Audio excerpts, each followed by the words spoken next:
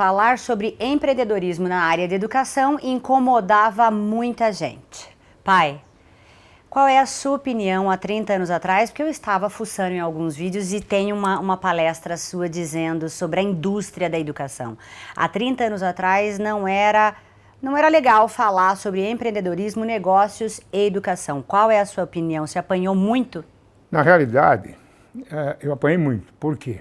O que eu pressenti quando estava na Universidade de São Francisco, na pró-reitoria, eu percebia que tinha um estoque de alunos no Brasil de classe C e D, que não tinha acesso à universidade, pelo preço, pela distância e tal. Então eu comecei a bolar, juntamente com meus sócios, né, o Norberto, o Poli e a sua mãe também, né, Marilisa, que tinha um vácuo nesse estoque que precisa ser preenchido. Então, vamos criar uma faculdade tipo comunitária, mais barata, mas com um nível um pouco maior. Então começamos na cidade de Leme, né, em 1994, Leme, depois nós viemos para Valinhos, Jundiaí, Pirassununga. Aí tinha que entrar em Campinas, mas Campinas tinha, a PUC de Campinas devia ter uns 18 mil alunos e a Unip 12 mil alunos. Falei, bom, nós estamos com bastante músculo, dá para entrar. Entramos em Campinas, em 4 anos, nós tínhamos 20 mil alunos em Campinas. Então, pegou currículo mais simples, um currículo cuja mensalidade era mais barata, pagando o professor melhor, quer dizer, então o que eu ganhava no currículo eu pagava do professor. E foi crescendo. O nome Anhanguera foi porque normalmente nós estávamos na via Anhanguera, na rodovia Anhanguera. Então resolvemos criar faculdades em Anhanguera, depois Centro Universidade em Anhanguera, e aí foi crescendo. Aí também compramos uma Universidade de São Paulo, a Uniderp de Campo Grande, por causa do EAD delas, né? Fomos crescendo.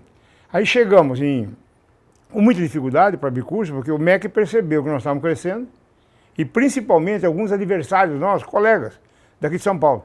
Esse cara não pode crescer. Essa era a palavra que o ministro, então, Haddad falava, tem amigo seu que fala assim, o Carbonari não pode crescer. E é por isso, então, que empreendedorismo na área da educação, onde você, o professor Poli, a professora Marilisa, foram Norberto, pioneiros, e o professor Norberto, e aliás uma equipe muito grande, a gente não faz nada sozinho, foi nessa época em que a palavra empreendedorismo na educação começou a incomodar as pessoas. Começou a incomodar. Aí eu só tinha uma saída.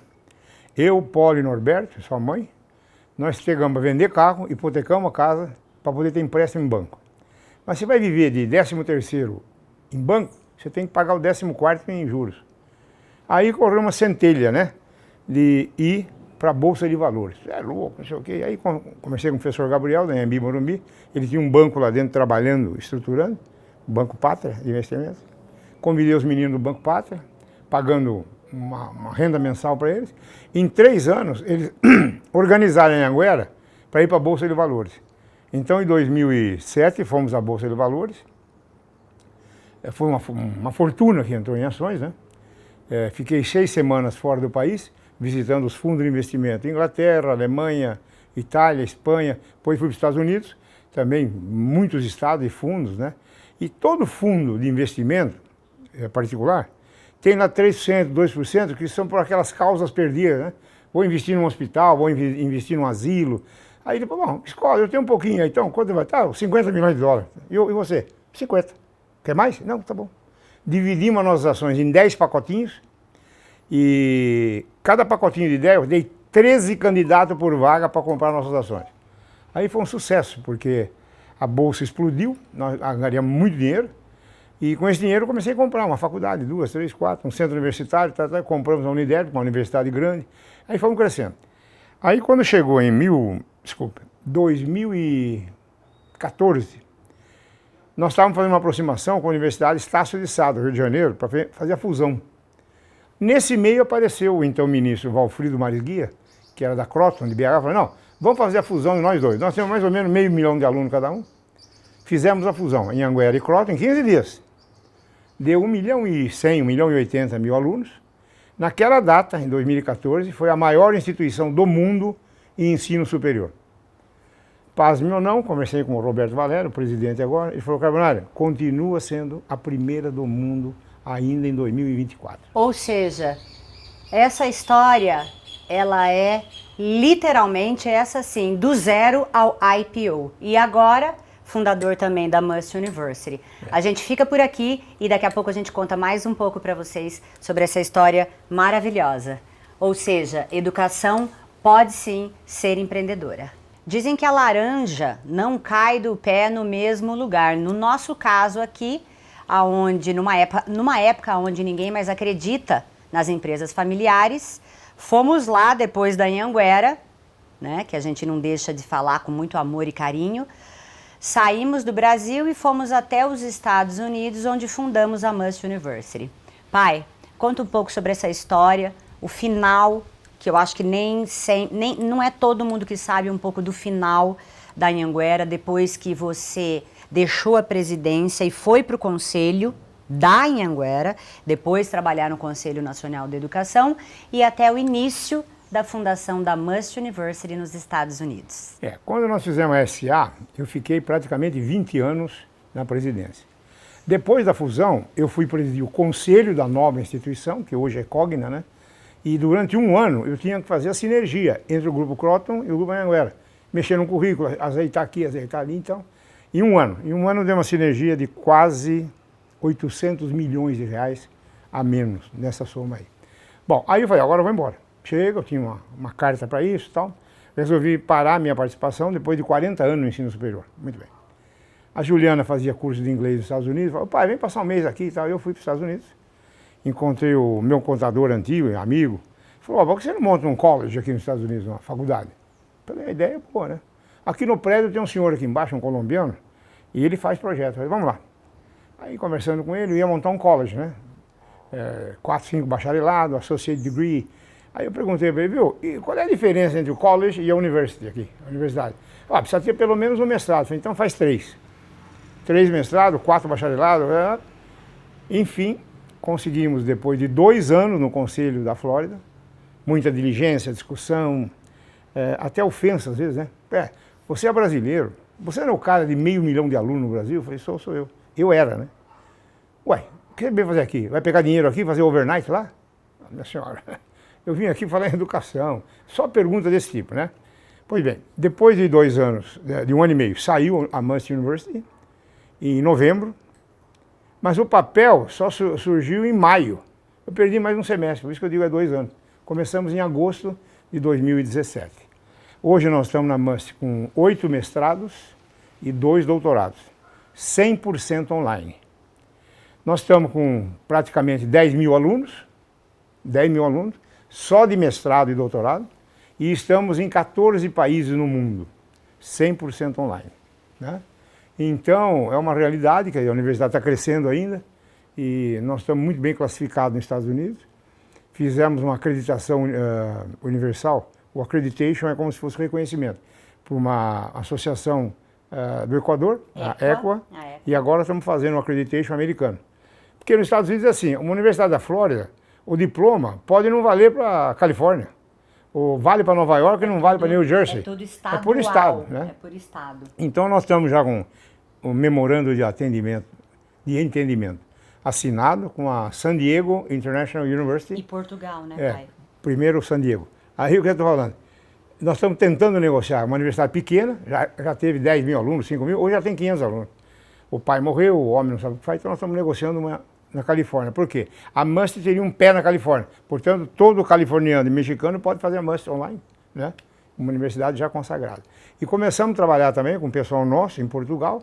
Já temos um convênio com a Universidade do Minho, que é uma universidade pública, para reconhecer nossos diplomas.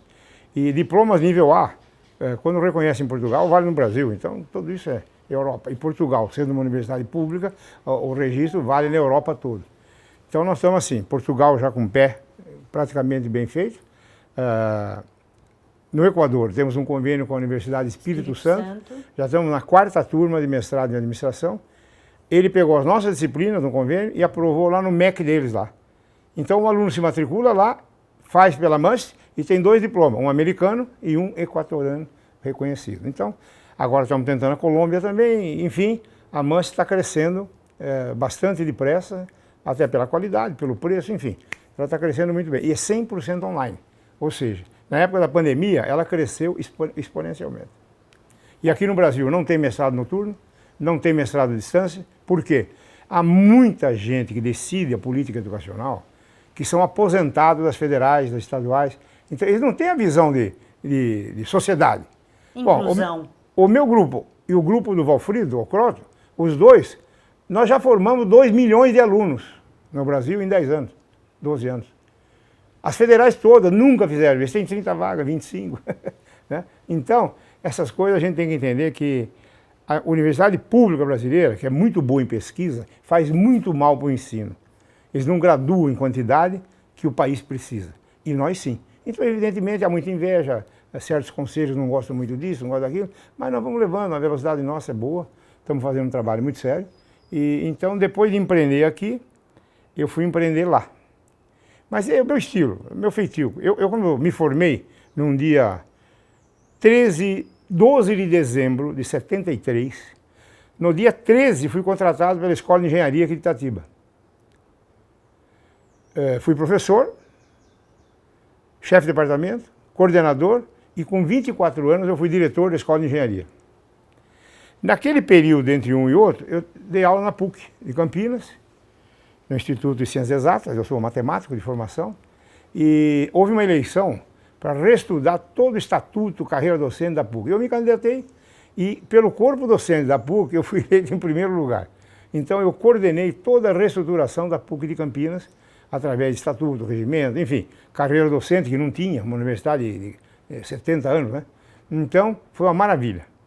Mas eu já estava nas franciscanas. Aí eu transformei as franciscanas em Universidade de São Francisco, que foi um projeto meu. Fiquei 23 anos na Universidade de São Francisco. Nossa. E aí o próprio Frei falou, está na hora de você ir embora, né? Pô, 23 anos, né? Está na hora e tal. Faz a tua faculdade. Frei Constâncio, que era o reitor, faz a tua faculdade. Aí, por coincidência também, então um dia em casa, chegou o vice-prefeito de Leme e o assessor, chefe de gabinete.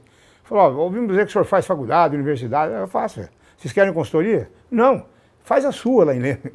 Nós vamos dar um quarteirão construído por você, 20 salas de aula e tal. Enfim, a Anhanguera nasceu em Leme, em função dessa conversa com o vice-prefeito, que foi um sucesso também. E aí começou. Conta um pouquinho, antes da faculdade de Leme, sobre o colégio objetivo. Porque quando a gente vai conversando, a gente lembra que teve muitas pessoas que foram participando da sua vida, muitos reitores e diretores. Antes da faculdade de Leme, sobre o colégio objetivo. Quando eu estava na São Francisco ainda, um amigo meu, ó, tem um prédio vazio aí, tantas salas, você não quer montar um colégio?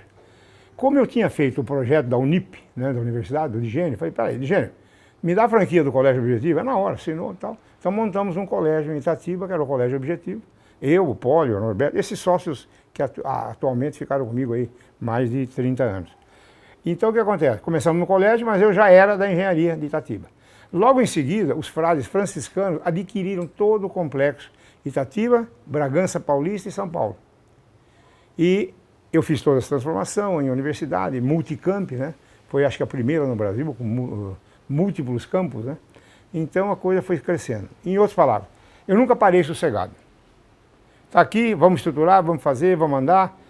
E eu me lembro, na minha contagem mais humilde, eu fiz 32 projetos de universidade no Brasil, no meu escritório de consultoria. Aí, evidentemente, com pouco dinheiro ganho, eu consegui fazer a Anhanguera. E daí foi embora a história, até Bolsa de Valores e tal. Ou seja, essa história não é só uma história sobre educação, sucessão ou legacy. Quem sabe, num período curto de tempo, a própria Must University também, né, não seja uma empresa que vai do zero ao IPO. Muito obrigada e a gente conversa mais um pouquinho daqui a pouco.